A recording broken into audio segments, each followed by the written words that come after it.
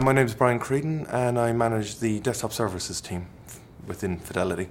I suppose for a good metaphor would be like Scotty from Enterprise or something like that. Basically, we just keep the guys running as best we can from day to day.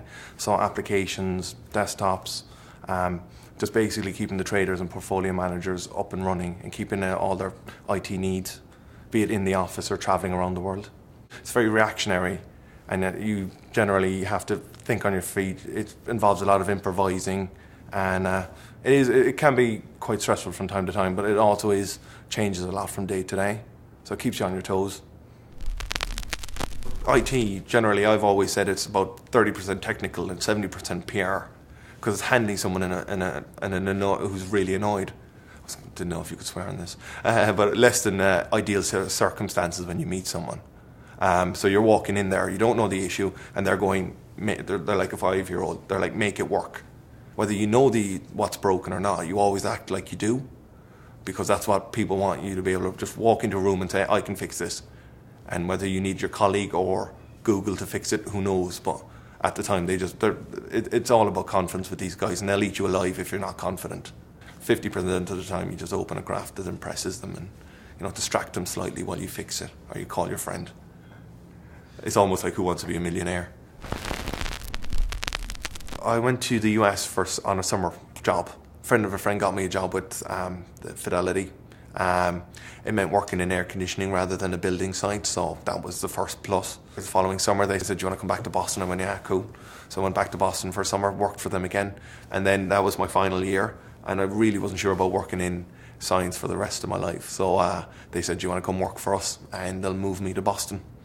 So I relocated to Boston, which was quite fun. Learned to ski, just worked with like people I would never have had the opportunity working with back in Ireland or England. So that was quite good. Spent 3 years there, travelled around the world for a year, and then now I'm living in London. So IT does give you that kind of flexibility as well. I mean, you can move around. It's pretty generic. You can work anywhere in the world, and it is, and every industry needs it. So it's quite a useful tool in that regard. It gives you a lot of flexibility. To be honest with you, career at the moment I quite like it, but it doesn't really motivate me. I like, without sounding too corny, it's probably quality of life, what I can do, what I get to do, the opportunities I can do. I mean, I've been lucky enough to travel around the world, see loads of things. Trouble is, the more you travel, the more there is to see. That's the problem. It's almost like the more countries you go to, the more you realise you're never going to see. But no, it's just the opportunities to try new sports, to try new things, to meet loads of different new people.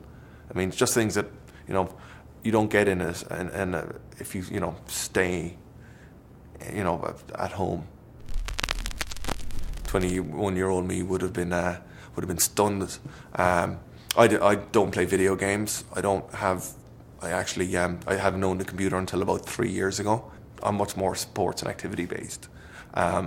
So I don't, and I think that's what happened. I think there is an IT geek persona within, and it doesn't really mean, a lot of guys I work with, these guys don't spend their weekends online every weekend.